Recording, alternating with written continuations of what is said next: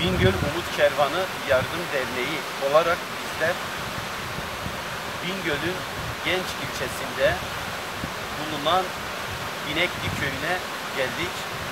Geliş sebebimiz köyde heyelan tehlikesinin olması. Bir haftadan fazladır, yaklaşık 10 gündür bir heyelan tehlikesi yaşanıyor. Bizler de geldik, köylü kardeşlerimizi ziyaret ettik. Şuradan itibaren toprak kayması olmuş, bu şekilde yer çatlamış ve şuradan da gördüğünüz gibi neredeyse 5-6 metre derinliğinde burası büyük bir çukur oluşmuş ve şuradan devam ediyor bu çatlak, ta aşağıya kadar böyle gidiyor. Nihayetinde de şuradan da yer çatlakları yer yer oluşmuş, köye doğru gidiyor. Devlet yetkilileri gelmiş.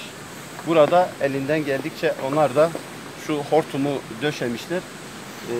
Köylüleri tedricen de olsa çadırlara koymuşlar. Allah-u Teala kazadan beladan uzak tutsun. Nihayetinde böyle bir göçük tehlikesi yaşanıyor. Bizler de Bingöl Umut Kervanı Derneği olarak kendilerine çok geçmiş olsun diyoruz.